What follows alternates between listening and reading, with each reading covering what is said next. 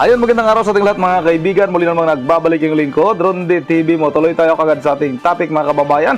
Senador Imee Marcos bumisita sa lalawigan ng Negros Oriental, bayan ng Dumaguete, kung saan sinalubong ito ng Mayor ng Dumaguete na si Mayor Felipe Remulyo at kasama si Pamplona Mayor Janice Digamo mga kababayan para mamamahagi ng tulong sa mga kababayan natin sa Negros Oriental. At dito, nabanggit ng Senadora ang tungkol sa Pamplona Massacre kung saan nasawi si dating Gobernador Ruel Digamo at 10 pang nadamay sa brutal na pangyayari.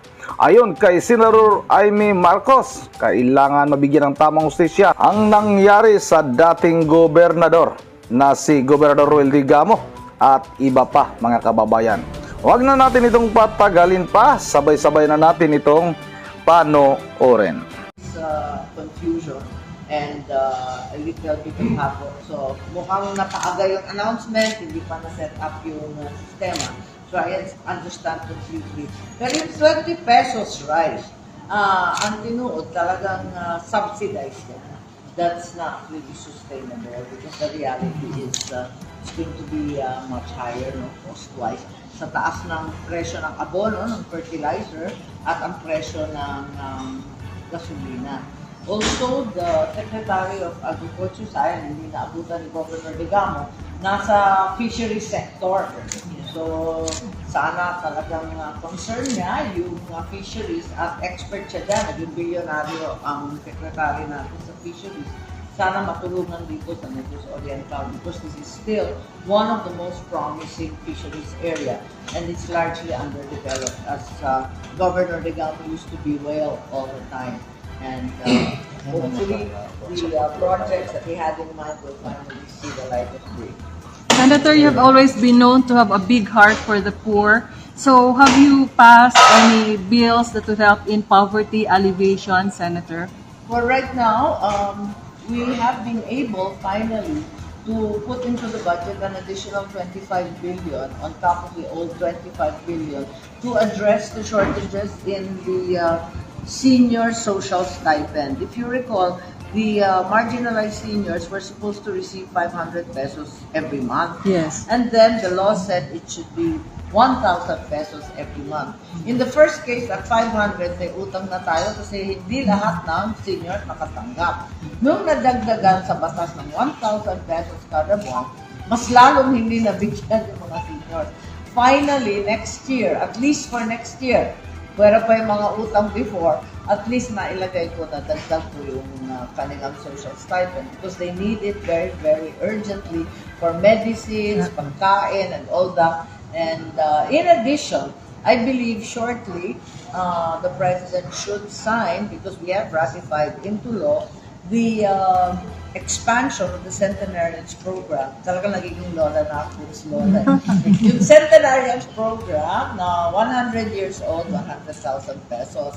Pero ang sabi nila, mas importante daw na tulungan earlier. So, at 80 years old, our lolas and lolas will receive 10,000 pesos. At 85, another 10,000. 90, another 10,000. 95, another 10,000. Until if they accomplish 100 years, they get the big jackpot of 100,000.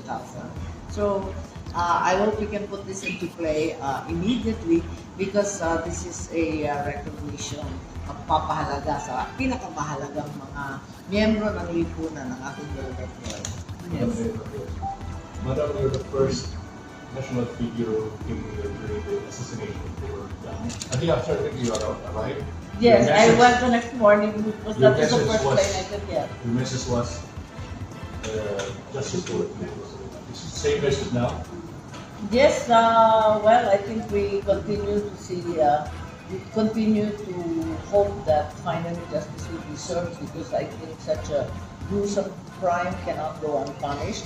Not only the governor, but perfectly innocent non-officials, civilians, and citizens of Negros Oriental were either injured or even lost their lives. We have to make up for that, and certainly the best way is to make certain that justice is finally served. It's been several months now, and I think things are getting clearer, but still we have gone back to the actual masterminds and plotters of that heinous crime. Madam Senator, on the follow-up on the Pamplona massacre, when was the last time DOJ briefed you on the read notice and the cancellation of passport for Arnie Teves? I'm sorry? The read notice from the DOJ, did you get any briefing on the updates on the operation side sa yung pag po natin ni Arnie Teves and the rest of the Teves terror group? No, I'm sorry, I've not kept off on it. I think the efforts of the DOJ are still waiting for a lot of information from overseas. I think that's the issue, and that's why it's taking so long. But I am even more impatient than you and the rest of the Filipino people, because I always thought of Governor Roel and Janice as friends. Magkapartido kami, but even before the party, we were together in the Governor's League for a significant amount of time. As a matter of fact, now there's a great deal of discussion of those pro and against the amnesty being provided to the CPP, NPA, as well as the various Muslim secessionist movements and terrorist groups. So our concern then was, and Governor Degamo was with me, together with Governor Shari Antan of Samar, in working towards a localized approach to insurgency. Kasi kahit sino pang kausap nila sa Netherlands, kung sino-sino yung Joe Masison at that time, Halandoni and the rest, ang tinuod, wala naman silang command and control dito sa ibaba. The commanders at the grassroots level were known to all of us, are known still to all of us in the local government level. For me, in the Cordillera, in the case of Sharian in Samar, in the case of former Governor Degamo here in the Negros Island region.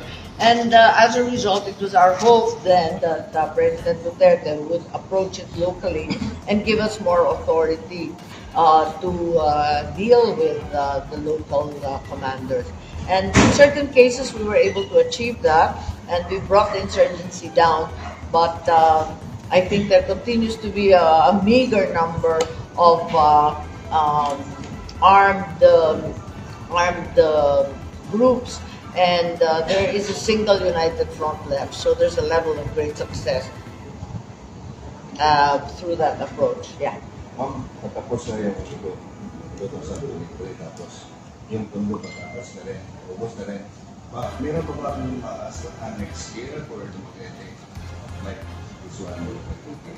Well, I'm hopeful that we can continue to keep giving. Actually, last 2 minutes na to, may natitira pang pera sa DSWD. Sabi ko, bigay na sa Negros Oriental kasi marami tayong kaibigan dito. At saka talagang alam naman natin, this is one of those provinces that depends on agriculture and fisheries that's not been very, very profitable.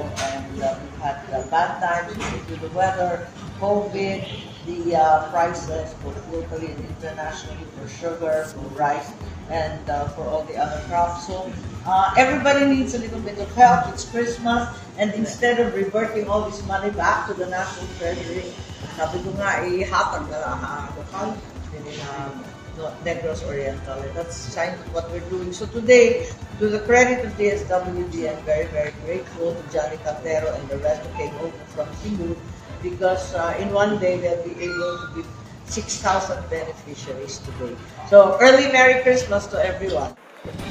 Atay na nga mga kababayan, halos mag-isang taon na ang nangyaring Pamplona massacre, pero ang utak sa karumal-dumal na pangyayari na si TTG leader Arnie Teves ay hindi pa rin ito na-aresto hanggang sa ngayon mga kababayan. Ayon sa ating mga kababayan, napakabagal naman ang aksyon ng ating pamahalaan. At isa pa mga kababayan, ang kapatid nitong si Fred Henry Teves na nakuha ng napakaraming baril at natag na isang terorista ay paikot-ikot lang, parang namumuhay lang ng walang ginawang kasalanan mga kababayan.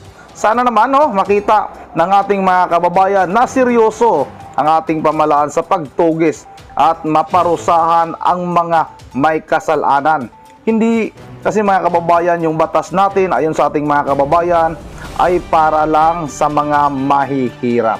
Yun ang mga kababayan, hanggang dito na lang muna. At bago tayo magtatapos ay mag-shoutout muna tayo. Shoutout kay, tika lang ha. Shoutout kay Shells Vlog. Shoutout idol ha. Leonshu Baguhin, shoutout. Kay Biyahirong Guard, shoutout sa iyo idol. Kay Robert Tawadan, shoutout sa iyo idol. Maraming salamat yung patuloy na suporta. Saldi Espartero, shoutout. Jumidis Alas idol, shoutout ha. Taga Negros Oriental itong si Jumidis Alas. Lilian Narito, shoutout. Rita Ponyo, shoutout. Kay Marlene Libaton idol, shoutout ha Marlene Libaton. Heldo Melido, shoutout. Kay Member Jeberhel Di Diyos ng Pulilan, Bulacan, shoutout. Kay Ives Federico, shoutout ha. Kay Jolita Borromeo, shoutout. Kay Rachel Mariano. Kay Maria Lourdes Palad Cuarto, shoutout. Kay Leonardo Sabrido, sorry. Kay Benji Gonzales, shoutout. Albert Usman, shoutout. Kay E.J. Reyes, shoutout. Idi Saborbe idol, shoutout ha. Kay Ma'am Joyce ng Japan, shoutout. Clifford Sakuragi. Ulip Fernandez, shoutout. Dil Balyi Agustin, shoutout. Kay Mike Tibuso, shoutout. Kay Lolita Regencia, shoutout ha. Kay Klaus Olivia, shoutout. Kay Orlando Canila. Kay Scout Ranger idol, shoutout ha. Kay Roberto Mabaling, shoutout. Sinuklihan, shoutout. Braha lang yan, braha lang daw. Isa pang napakabagal mga kababayan, ito pang tungkol naman dito kay Police Major Alan De Castro. Naku po, parang mangyayari nito ay parang parang Jobilin Galleno case. Naku po, walang mangyayari mga kababayan. Nilda Bilicaria, shoutout, Bilicaria. Kay Jimmy Avila, shoutout ha. Kay Ma'am Caroline Kawakami. Yun nga hanggang dito na lang muna. At once again, this is Rundi TV mo. Ingat tayong lahat. God bless bawat isa sa atin.